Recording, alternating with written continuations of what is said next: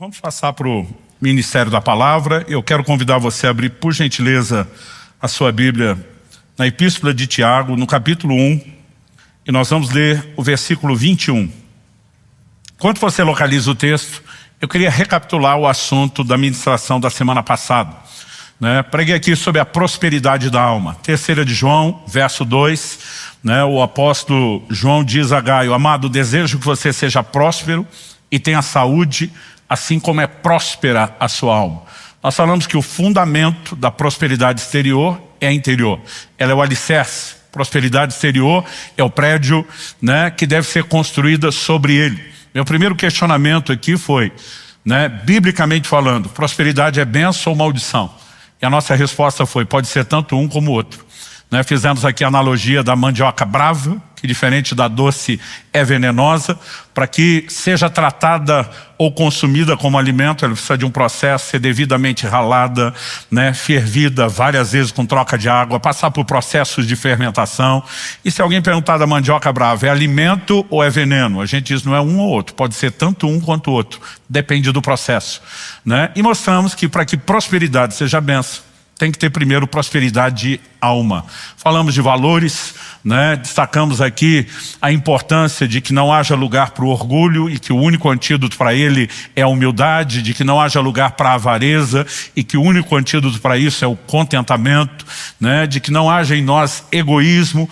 Todos esses são sinais de ausência de prosperidade de alma e que o antídoto para o egoísmo é a generosidade. Mas eu falei, olha, como desenvolver e trabalhar esses valores seria assunto de hoje, Então hoje eu quero tentar apresentar uma versão mais prática de como podemos construir aquilo que os encorajamos na semana passada e apresentar também uma visão aqui, resumida daquilo que para nós é parte do fundamento da vida cristã, do aspecto prático da aplicação, da salvação em toda a sua extensão na nossa vida. E para isso nós vamos começar com Tiago, capítulo 1, verso 21, que diz, portanto, despojando-vos de toda impureza e acúmulo de maldade, acolhei com mansidão a palavra em vós implantada, a qual é poderosa para salvar a vossa alma. Aqui nós temos uma afirmação que diz respeito à salvação da alma. Ele não está falando do novo nascimento, da regeneração, da experiência inicial da conversão, porque no versículo 2 Tiago começa chamando as pessoas a quem dirige a sua carta de meus irmãos. Ele não apenas chama de meus irmãos no sentido de que são patrícios, mas ele diz assim, tende por motivo de toda alegria o passar por várias provações. Verso 3, sabendo que a provação da vossa fé. Está falando de pessoas que eram irmãos de fé. Isso fica incontestável quando no verso 18 ele faz outra declaração. Pois, segundo o seu querer, ele quem? O versículo anterior fala de Deus, chamando-o de o Pai das luzes. Ele nos gerou pela palavra da verdade, para que fôssemos como que primícias das suas criaturas. Aqui está falando de novo nascimento. O verso 19 ele volta a dizer, saber essas coisas, meus amados irmãos. Então é evidente que eles já tiveram essa experiência inicial de conversão. Mas quando ele diz que a palavra de Deus é poderosa para salvar a nossa alma, aqui eu e você precisamos entender duas verdades importantes. A primeira delas é a constituição do ser humano. Biblicamente falando, a gente afirma que o homem é um ser tripartido, composto por 3 partes distintas. Isso fica bem claro lá em 1 Tessalonicenses, capítulo 5, verso 23, quando a Bíblia diz, e o Deus da paz vos santifique completamente. Esse completamente foi traduzido em outras versões como santifique o vosso ser inteiro. O que é o ser integral? Na sequência diz, e o vosso espírito, e alma, e corpo, sejam conservados íntegros e irrepreensíveis na vinda de nosso Senhor Jesus. Então o ser humano é composto de espírito, alma e corpo. O crente, de uma forma geral, tem mania de dizer corpo, alma e espírito. Mas a Bíblia apresenta essa ordem, espírito, alma e corpo. E sim, a ordem dos fatores altera o viaduto. Não era bem essa fórmula, A ordem dos fatores altera o produto. Quando o apóstolo Paulo diz em Filipenses capítulo 1, eu tenho desejo de partir e estar com Cristo. Quem que é esse eu tenho desejo de partir? Quem partiria? Paulo não está falando do corpo. né? Quando falecemos, e a Bíblia define no livro de Tiago a morte como o espírito saindo do corpo, quando falecemos o corpo será sepultado, irá se decompor, até que no dia final, né, da vinda de Cristo seja glorificado. Quem parte é o que nós chamamos do homem interior, não o exterior, né? Aliás, Paulo faz essa divisão em 2 Coríntios capítulo 4, verso 16, quando ele diz: ainda que o homem exterior se corrompa, uma referência ao corpo, o interior, contudo, se renova de dia em dia. Então nós temos a parte exterior e a parte interior. A parte interior é composta de outras duas, né? O que compõe o homem interior? Espírito e alma. Hebreus capítulo 4, verso 2 diz que a palavra é como uma espada afiada de 2 gumes que penetra a ponto de dividir alma e espírito, juntas e medulas. Assim como juntas e medulas são coisas distintas, embora estejam ali bem unidas, espírito e alma são coisas distintas, mas estão unidas na condição do que chamamos o homem interior. Uma boa maneira de pensar nisso é quando nós olhamos para o tabernáculo que Deus mandou Moisés construir. Uma figura da casa de Deus que hoje, né, o templo de Deus, de acordo com a Escritura, somos nós. Essa tenda, o tabernáculo, ele tinha uma parte coberta, chamada tenda da revelação, e tinha o quintal, o chamado, né, átrio, pátio exterior. Então, quem olhava de longe, uma vista, né, rápida, podia pensar: bom, a casa tem 2 partes, coberta e descoberta. Mas a parte coberta, a tenda da revelação, ela subdividia em 2, dividida no meio por um véu. Primeiro tinha o lugar santo. Depois do véu, o lugar onde estava a arca da presença de Deus era chamado o Santo dos Santos.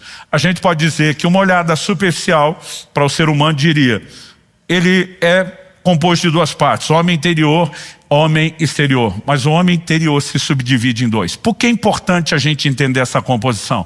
Para entender a obra da própria salvação. Quando nós nascemos de novo, a regeneração, na conversão, a obra inicial, isso acontece onde? No nosso espírito.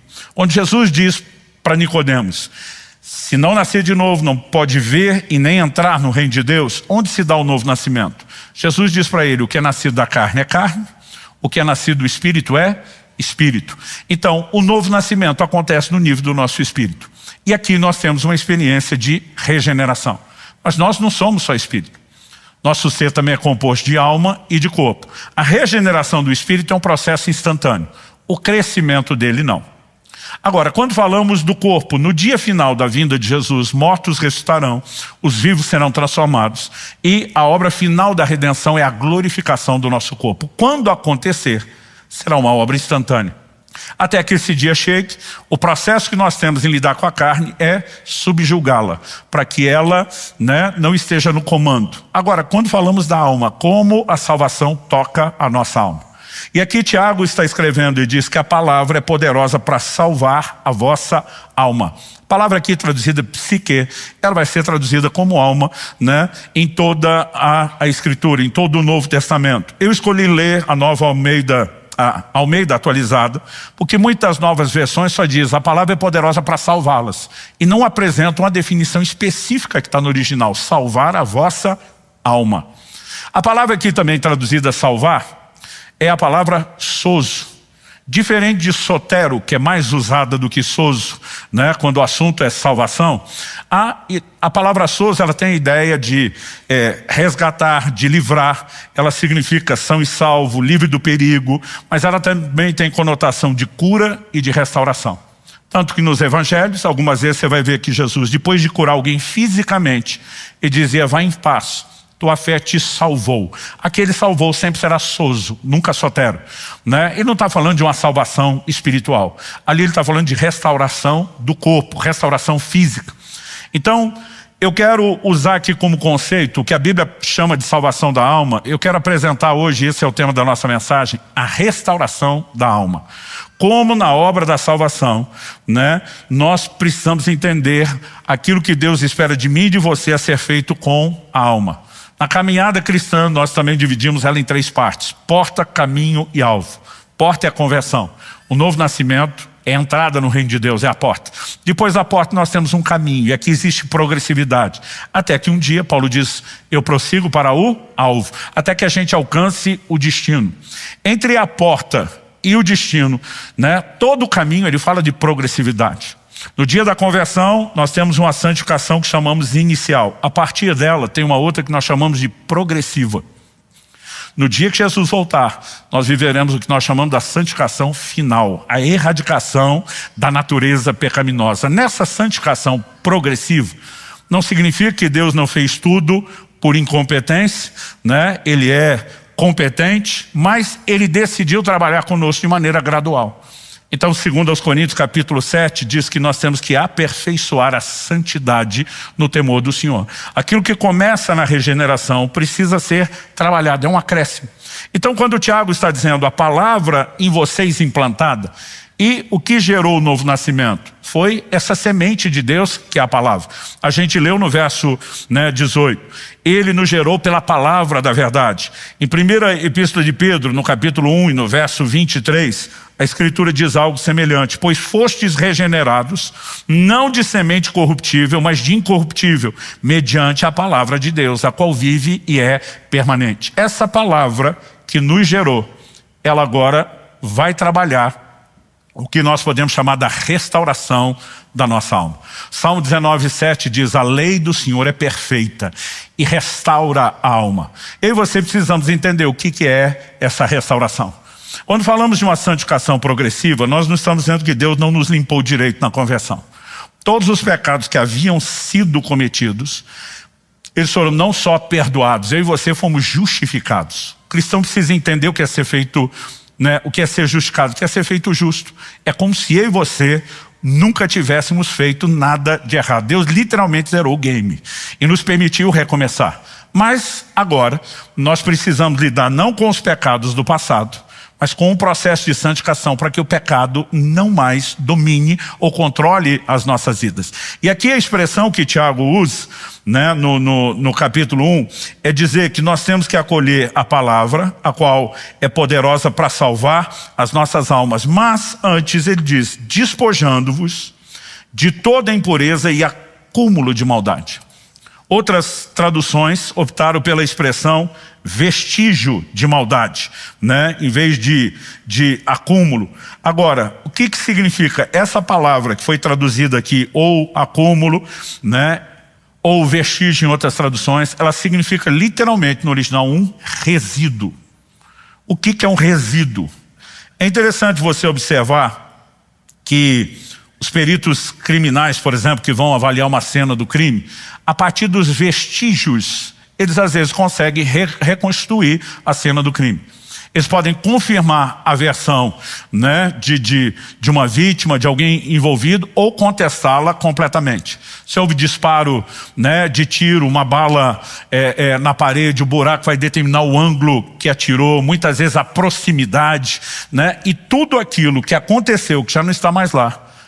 A gente pode dizer o crime já não está mais lá, mas pelos vestígios dá para saber o que aconteceu, às vezes até em detalhes. E quando eu falo dos vestígios, eu me lembro de uma história de 30 anos atrás, que ela e eu, recém-casados, a gente estava empolgado com os presentes que ganhamos de casamento. Nós somos parte de uma geração, eu lembro quando criança, em casa, a gente tinha que espremer laranja na mão, na força do muque. Mas, quando nós casamos, nós ganhamos um espremedor de laranja. Aquilo era novidade na época. A gente tomava suco de laranja quase todo dia, só para usar o brinquedinho novo que nós ganhamos. Eu amava fazer aquilo, ligar aquele negócio e ver o suco pronto rapidinho. A gente passou a fazer aquilo com frequência. Kelly, nessa época, fazia universidade de manhã, e de vez em quando acontecia de eu chegar mais cedo que ela. Eu tentava adiantar alguma coisa do almoço. Nunca fui um Masterchef, mas alguma coisa eu tentava adiantar. Esse dia eu falei, vou adiantar pelo menos o suco. Comecei a espremer as laranjas, mas eu não só espremia, eu batia no liquidificador, a gente tinha um ritual. E eu provei o suco, estava muito bom, e eu fui provando até que ele acabou. Antes dela chegar. Quando ele acabou, fui fazer mais, porque tinha acabado. E quando fui fazer mais, descobri que tinha acabado a laranja. Gente, eu fiquei com a vergonha de imaginar, minha esposa vai chegar. O único suco que tinha, eu bebi. Não dava tempo de sair, comprar, Eu lembro que naquele desespero eu pensei, resolvo à tarde, ela vai ter suco à noite. E a única coisa que eu pensei é, agora ela não precisa saber de nada. Peguei o lixinho da pia ali, sumi com as laranjas, lavei o liquidificador. O espremedor lavei e guardei, Mas o liquidificador deixei lá, ele secando depois de lavar. Gente, Kelly entrou, me deu oi e foi para a cozinha. Não deu 3 minutos. Aí disse, você bebeu todo o suco de laranja, Eu pensei, revelação. Falei, não pode. O que quer, ele tem superpoderes no olfato, mas eu deixei as janelas abertas. Eu falei, nem cheiro de laranja vai ter nessa casa. Né? Ela entrou e já sabia. Eu falei, amor, eu confesso. Eu fiz o suco, fui provando, estava bom. A hora que eu vi, terminou. Mas quando fui fazer mais, não tinha. Eu jamais te deixaria fora de propósito. Né? Mas eu falei, como é que você descobriu isso? Ela falou, pelo vestígio da cena do crime. Eu, como assim? Ela me mostrou o liquidificador que eu não tinha lavado direito, tinha umas reentrâncias, que os bagacinhos da laranja estavam ali. Ela falou, primeiro esse liquidificador não estava aqui de manhã. E agora eu fico pensando, por que está aqui e vi os bagacinhos? Ou seja, o crime já tinha passado, que era eu beber todo o suco. Mas o vestígio expunha. A Bíblia está dizendo que nós temos que lidar com vestígios da maldade. O que é que significa isso? Coisas que já foram removidas da nossa vida. E graças a Deus fomos não só perdoados, mas santificados. Mas que deixam certas marcas.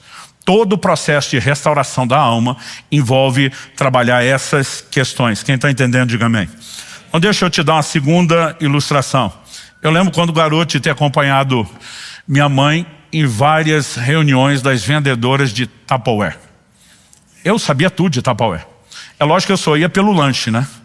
Aparecia lá uns bolos de cenoura com cobertura de chocolate, aquele tipo de coisa que você não tinha acesso toda hora. O lanchinho era bom, valia a pena. Eu fui em tanta reunião com a minha mãe que eu aprendi um monte de coisa sobre Tupperware.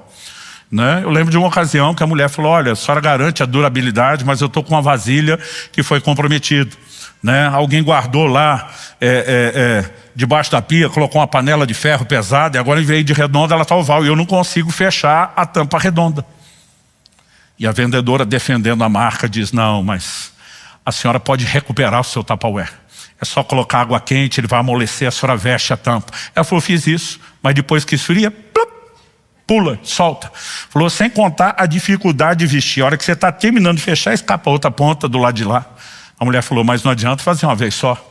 Esse é um processo que tem que repetir várias vezes. E à medida que você vai repetindo, né, você consegue amolecer o plástico, colocando a tampa, ajustá-la a forma e ele volta a ser redondo. Gente, eu recuperei depois de adulto casado Tupperware, seguindo os conselhos que eu ouvia quando criança. Quando a gente fala da restauração da alma, imagina que aquela panela de ferro pesada teve lá entortando, já saiu, não está mais lá. Mas algumas marcas ficaram. E nós precisamos agora de um processo de restauração. Então, definido o que é essa salvação, né, que eu quero chamar também um processo de cura, de salvação da alma, nós precisamos entender qual é o motivo. Romanos capítulo 12 diz, não vos conformeis com esse mundo. Esse não conformar é não tomar a forma, o molde. Né? Por quê? Durante todo o tempo, antes da nossa conversão, a gente teve ajustado ao molde. E agora nós não podemos mais ajustar ao molde dessa panela de ferro pesada que estava lá entortando. A Bíblia diz, transformai-vos como? Pela renovação da vossa mente. Mesmo o crente que nasceu de novo, ele precisa ser submetido agora a um processo de renovação, de restauração, que vai permitir que a transformação ela se torne efetiva. Né? Nós precisamos entender que isso não tem a ver apenas com a maneira de pensar, nem só com os nossos valores, mas também com as nossas emoções. A alma não é só a sede da vontade, né? Do pensamento, do raciocínio, ela também é a sede das nossas emoções. Agora, o Salmo 147, falando da ação de Deus em relação ao seu povo, faz uma afirmação importante para mim e para você. Diz assim, 147:3, falando de Deus em relação ao seu povo, sara os de coração quebrantado e cura-lhes as feridas.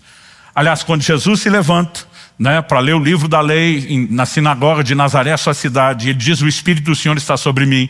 Ele não fala só de pregar o Evangelho, de abrir os olhos dos cegos, a porta da prisão ao preso, mas ele também fala de curar os quebrantados de coração. Parte da obra do Evangelho envolve uma restauração emocional. Deus tem cura para as nossas emoções. Você pode dizer amém? Então não importa se fomos vítimas da violência do pecado de outros, e não falo só de violência física, de toda forma, que geram feridas. Muitas vezes, antes de nos converter, nós é que fizemos coisas erradas em relação a outras pessoas, e às vezes mesmo ouvindo uma mensagem de perdão, nós temos dificuldade de lidar com a culpa. Há muitas marcas nas nossas emoções que precisam de fato ser trabalhadas. Talvez você viveu uma profunda experiência de dor, de rejeição, que afetou sua identidade, a ponto de não conseguir ter percepção de valor, e você precisa entender quem você é em Cristo, quem você é aos olhos de Deus. Há todo um processo de restauração, que é parte da obra que Deus realiza. Agora, a pergunta é como isso acontece? E o próprio texto que nós lemos, ele é muito claro, ele aponta com muita precisão nessa direção. Recebei com mansidão a palavra em vós implantada, a qual é poderosa para salvar as vossas almas. O agente de cura é a restauração. O agente de cura e restauração é a palavra de Deus. Então, se em primeiro lugar nós destacamos aqui o que é a definição de salvação da alma nesse processo de restauração, o meu segundo tópico a ser trabalhado aqui é o que eu chamo do poder sarador da palavra de Deus.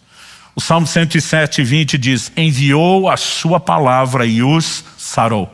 Eu citei anteriormente, Salmo 19:7, a lei do Senhor é perfeita e restaura a alma. É a palavra de Deus que proporciona isso, O próprio livro de Tiago: recebei com mansidão a palavra em vós implantada, a qual é poderosa para salvar as vossas almas. Se você puder, me acompanhe em Provérbios capítulo 4, dos versículos 20 a 22. Nós vemos assim: filho meu, atenta para as minhas palavras, aos meus ensinamentos inclina os ouvidos.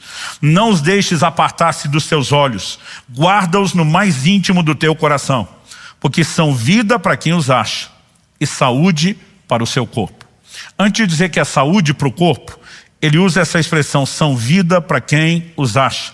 Essa palavra, ela fala de algo relacionado com frescor, A erva, por exemplo, que reverdece depois de seca, quando ela é regada e volta a florescer.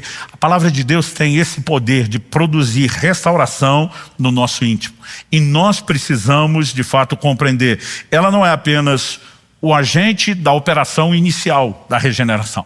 A gente já viu isso. Deus nos gerou pela palavra da verdade, Nós fomos gerados não de semente corruptível, mas incorruptível, como diz capítulo 1 da primeira epístola de Pedro, verso 23. A palavra de Deus é de fato o agente que produz tanto a obra inicial, como também a continuidade.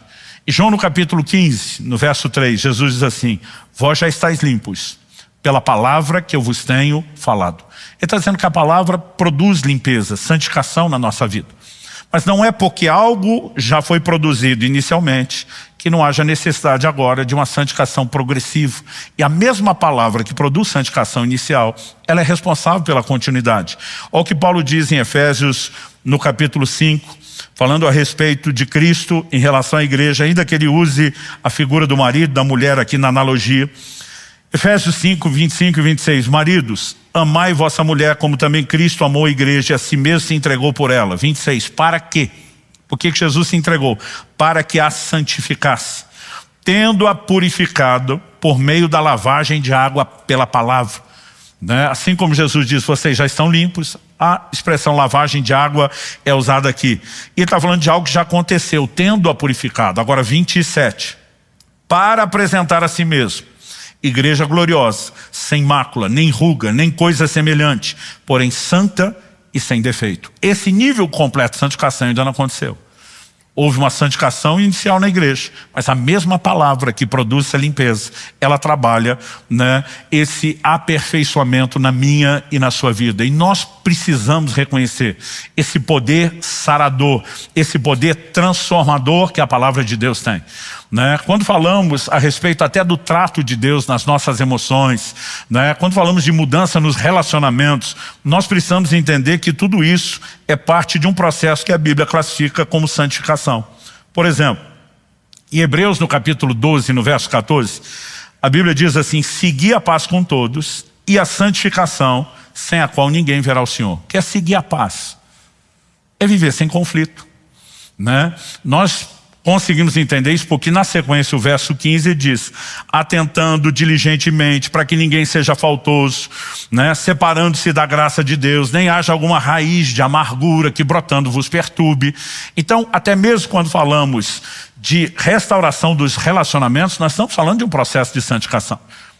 E a santificação se dá pela palavra. João 17:17, Jesus ora: Pai, santifica-os na verdade, a tua palavra é a verdade. Então nós tanto precisamos, em primeiro lugar, reconhecer que é um processo de salvação da alma. Eu estou colocando o rótulo da mensagem restauração, para a gente ter um entendimento específico de que parte da salvação nós estamos falando.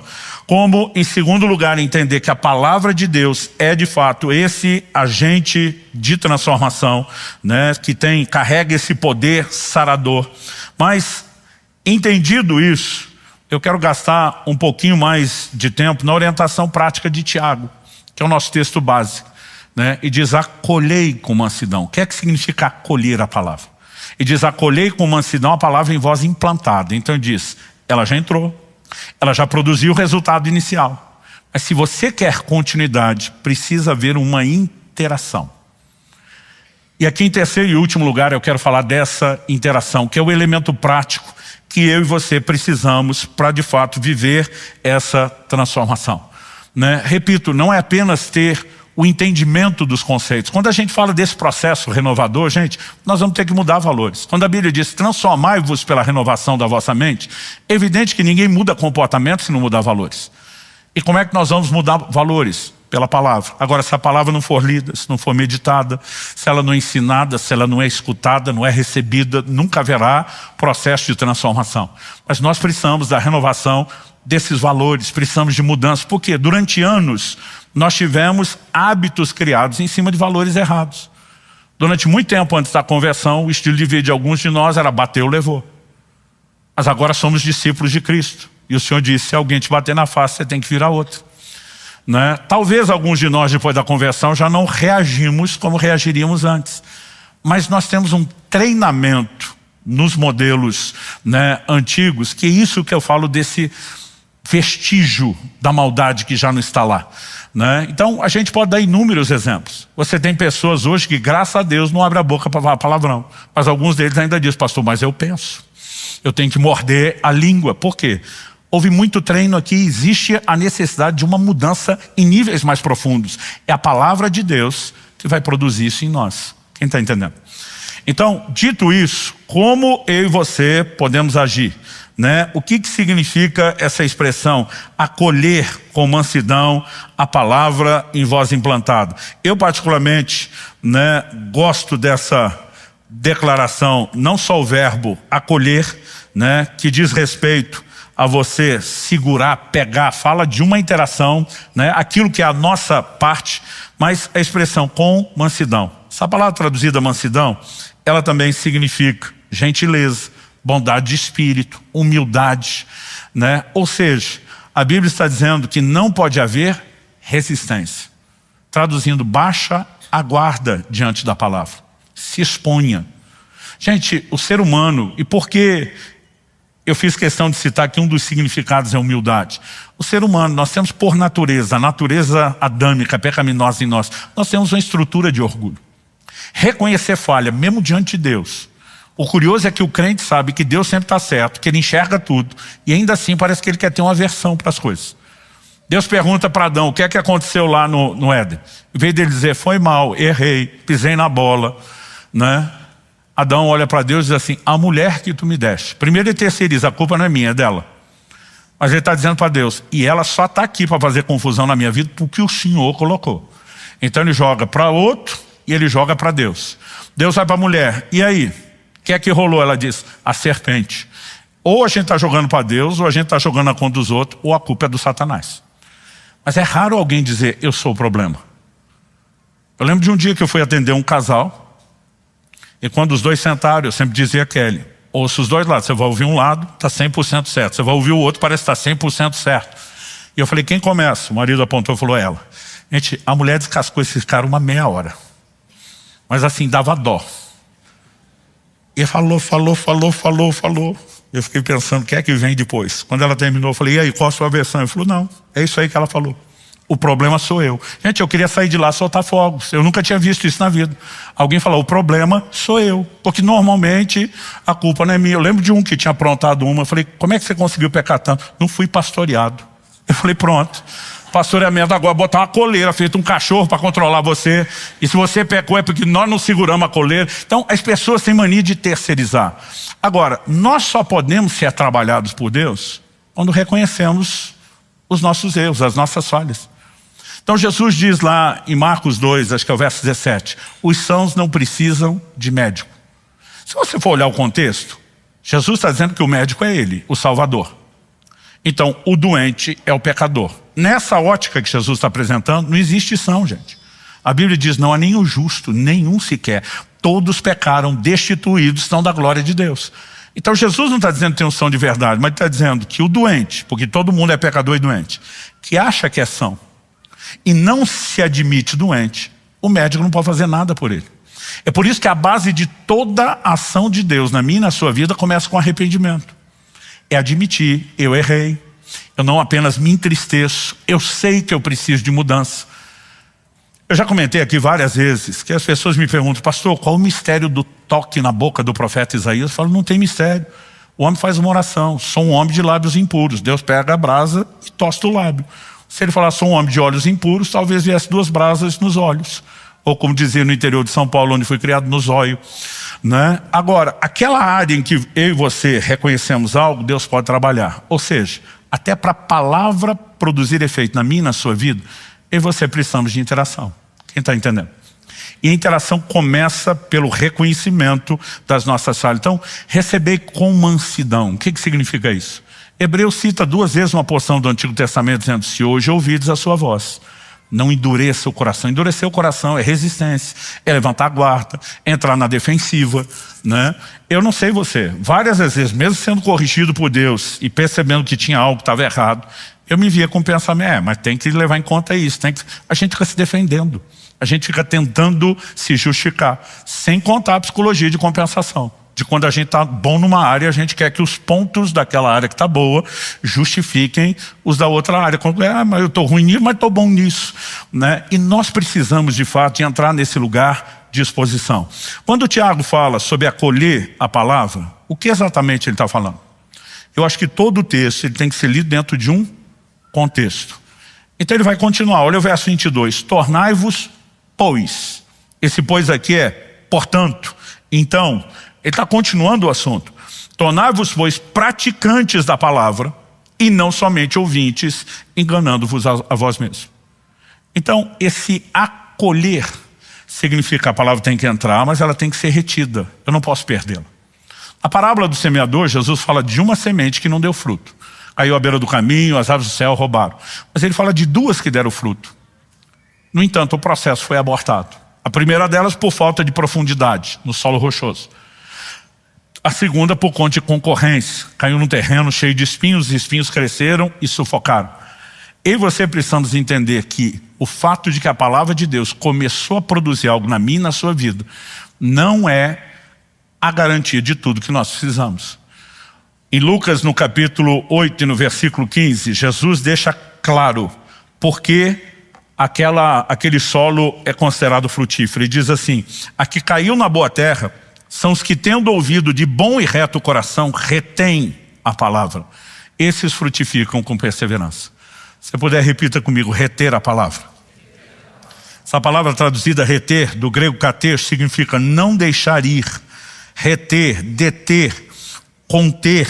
Né? Ela era usada, por exemplo, para falar de manter amarrado. Como, por exemplo, um navio ancorado. Né? De manter seguro, de conseguir uma posse. Tudo indica o quê? É você agarrar isso e dizer, é meu, daqui não sai, daqui ninguém tira. Mas não é apenas entrar. Eu e você podemos ser ouvintes, escutando a palavra. E depois isso não produz absolutamente nada. E a Bíblia chama isso de enganarmos-nos a nós mesmos. Se tem um elogio que dá um gelo na espinha de qualquer pregador, é quando você termina de pregar, alguém fala assim, que linda a mensagem. Pensa numa coisa subjetiva.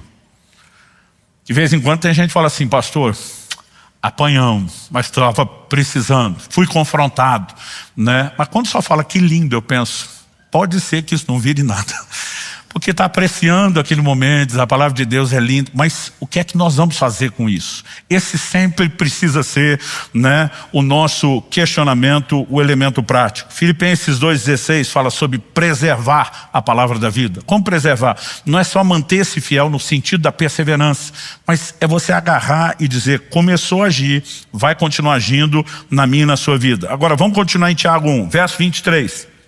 Porque se alguém é ouvinte da palavra e não praticante, assemelha-se ao homem que contempla num espelho o seu rosto natural.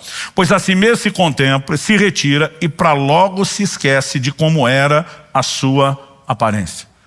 A nova geração não sabe na prática o que é essa orientação de Tiago, esquece da sua aparência.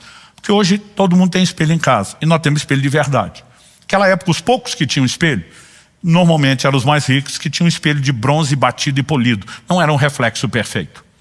As pessoas normalmente viam o seu reflexo na água. Não se olhavam o tempo todo.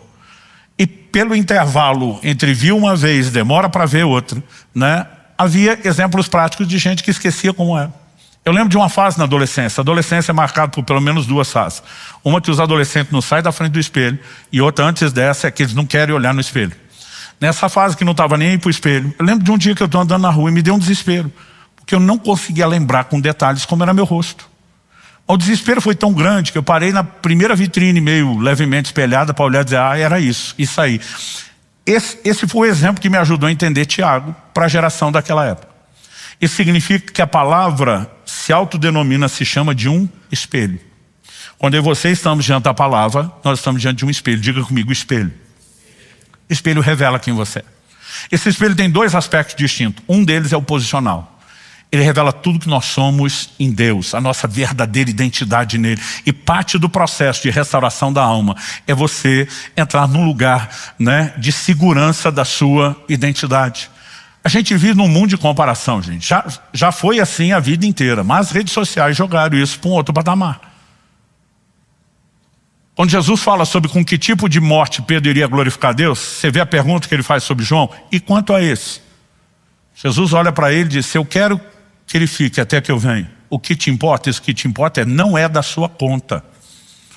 Eu tenho uma forma de trabalhar na sua vida, eu tenho uma forma de trabalhar na vida dele. Mas a gente tem essa mania de comparar, de medir, né? Agora, pessoas que passam por um processo de entender quem são no espelho, elas têm uma identidade restaurada, é parte desse processo. Mas o espelho não mostra só o que nós somos posicionalmente, tudo que Deus fez. O que espiritualmente é verdade ao nosso respeito. O espelho também mostra aquilo que na prática nós ainda não mudamos para nos adequar com aquela outra declaração do espelho. Isso normalmente, né, é o que nós vamos nos expor às duas coisas. Tanto a identidade, entender, gerar fé, compreender, nos posicionar para viver isso, mas também quando eu estou lendo a Bíblia e ela descreve o que eu deveria ser como marido, eu vejo que ainda não sou. O que eu deveria ser como pai, e eu vejo que eu ainda não sou. O que eu deveria ser como cristão, e eu percebo que ainda não sou. O propósito disso não é me desanimar, mas é mostrar que se eu ainda não me adequei ao alvo, eu preciso reagir, né? Acolher com mansidão e dizer, então vem para cá, vai ser parte da minha vida. Ah, pastor, mas eu tropecei. Arrepende, levanta, como diziam os antigos, sacode a poeira, né? E vamos perseguir, né, a meta novamente. É isso que Paulo diz quando ele afirma, esquecendo-me das coisas que para trás fico, avançando para as que estão diante de mim. Ah, pastor, mas eu saí do culto assim, olha, eu senti aquela água quente, eu consegui fechar a tampa do Tupperware. No meio da semana, pulou. Já não adequava mais, vamos esquentar de novo, e de novo, e de novo, até que se adeque. Então nós precisamos de um processo contínuo, de dizer, eu vou agarrar, eu vou viver essa palavra. Ah, pastor, eu ainda não estou conseguindo. A maioria de nós não tem resultado em todas as áreas e ninguém consegue isso da noite para o dia, é gradual. Mas nós vamos insistindo, é aquele posicionamento de dizer, eu me agarro a essa palavra, eu vou vivê-la. Chegará um momento onde isso vai ser prática, né, contínua na minha vida. Quem está entendendo? Então, esse posicionamento de acolher a palavra é algo fundamental. E na prática, precisa estar na minha e na sua vida, né? Para que a gente viva isso na prática, Não pode haver a resistência, o coração duro.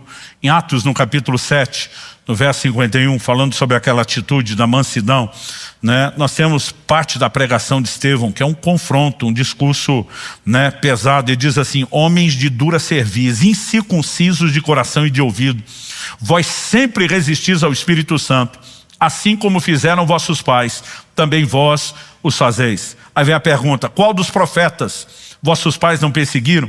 Eles mataram os que anteriormente anunciavam a vinda do justo, né? E ele vai falar de uma resistência aos profetas. Então, quando ele diz resistir ao Espírito, ele está falando da obra do Espírito Santo, de levantar os profetas que comunicavam a palavra de Deus. Junto com resistir ao Espírito, leias, resistem à palavra proclamada, né? Talvez a gente não tenha aquela rebeldia deliberada, não quero ouvir, não quero saber disso, mas muitas vezes aquela relativização do não é bem assim.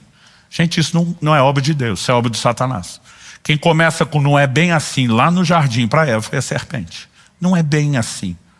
E eu e você precisamos cuidar com essas relativizações, né? Acolher a palavra significa um firme compromisso. Começando pelo quê? Pela leitura bíblica. A maioria dos crentes não lê a Bíblia, gente. A gente vai pesquisa atrás de pesquisa, mesmo no nosso meio.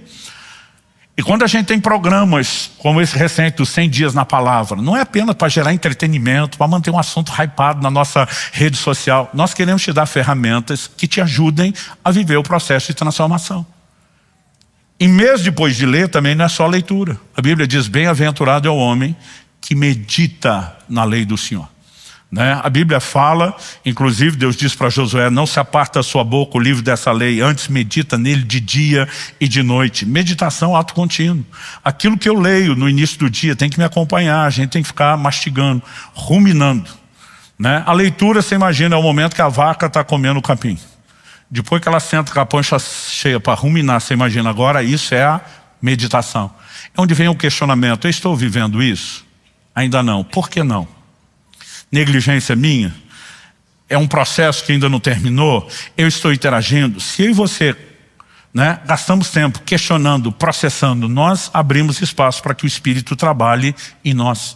A gente, além da leitura, da meditação, ainda fala de um outro nível, que é estudo, pesquisa. Alguns pulam direto para essa parte, tem toda a informação, são os cabeção da teologia, mas na prática parece que a vida cristã não tem crescimento. Por quê? Porque a leitura e a pesquisa é atrás de informação. Meditação é aquele lugar onde eu e você queremos não só juntar as peças do quebra-cabeça, mas é como eu faço isso funcionar na minha vida, como eu posso experimentar. E esse tempo que gastamos é essencial. Aliás, a própria palavra trazendo à tona o que está dentro de nós. Ainda era garoto e lembro de uma mensagem que meu pai pregou, não lembro dela em todos os detalhes, mas tentei reproduzi-la uma ocasião aqui. Eu lembro que eu amei quando garoto, o título da mensagem dele me chamou a atenção. Ele deu o tema: a espada cortante do rei. Mas antes de chegar em Hebreus 4:12, que diz que a palavra é como uma espada afiada, que penetra a ponto de dividir alma e espírito, juntas e medulas, e diz: é apta para discernir os intentos do coração. E desse espelho traz à tona o que está dentro de mim e de você. Não só ações, atitudes erradas, mas muitas vezes motivações. Porque às vezes errado não é o que a gente faz, é por que a gente faz. E é só a palavra, né? O Espírito Santo trabalhando pela palavra que pode trazer isso à tona. Mas meu pai, antes de chegar lá, fez uma construção de Salomão como uma figura de Cristo. E ele mostra o descendente de Davi, o reto juiz, né? E sob vários ângulos, como Salomão, uma figura de Cristo. E que tão logo ele pede a Deus sabedoria para governar o povo, ele tem uma experiência. Tem um caso que ele tem que julgar. Isso se tornou conhecido de todo Israel. Duas mães solteiras que moravam juntas, tiveram os filhos quase que juntos, né? Quase que simultâneos. Uma delas vive uma fatalidade à noite, rola sobre a criança a ponto de sufocá-la, matá-la. Quando acorda, no desespero, não só de ter perdido a criança, mas de ficar sem filho, ela comete agora uma outra maldade que é intencional, não acidental. Ela olha o filho da outra que está dormindo, vai lá e troca as crianças, deixa o garoto, né, a criança morta, e pega a criança viva.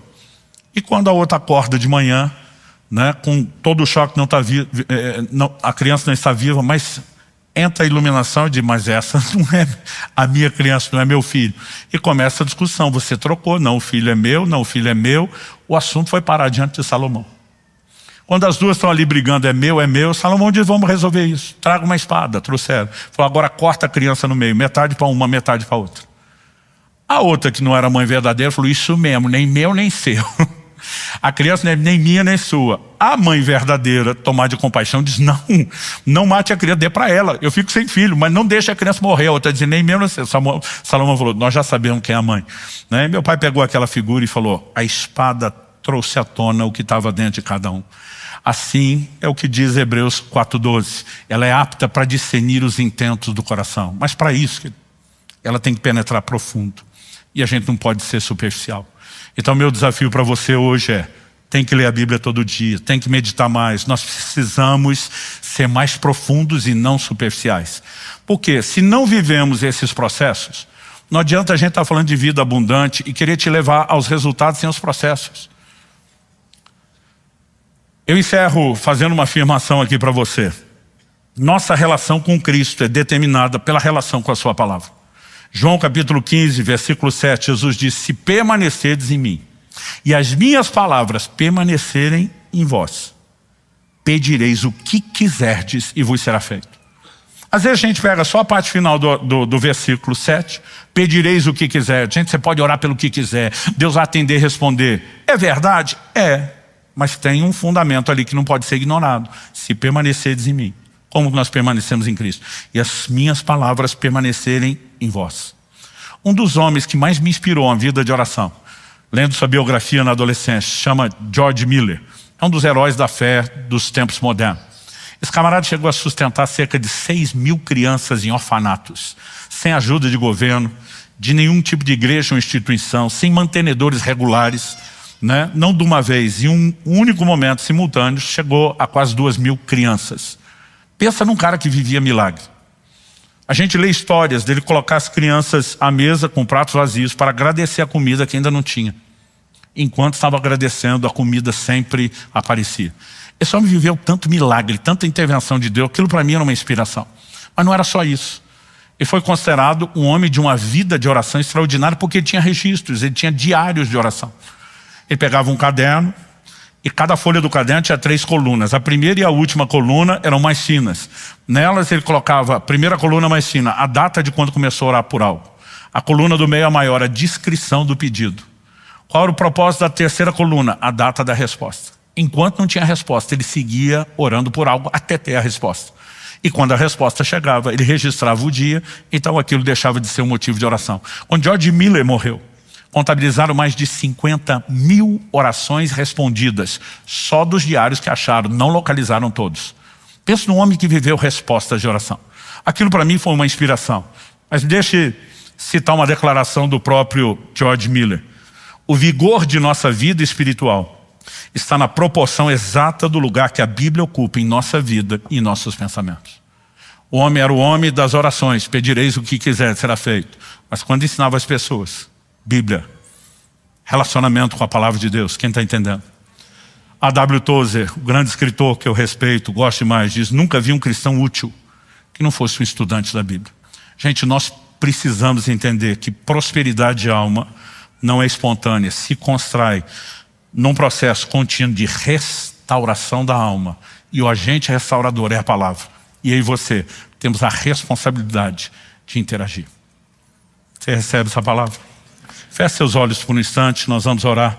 Pai, eu oro por cada um dos meus irmãos e irmãs nesse lugar, pedindo que o Senhor não apenas nos desperte para gastar mais tempo diante do espelho da Tua palavra, permitindo que ela revele desde a nossa identidade em Cristo, como também aquilo que ainda precisa ser moldado, mudado e transformado em nós.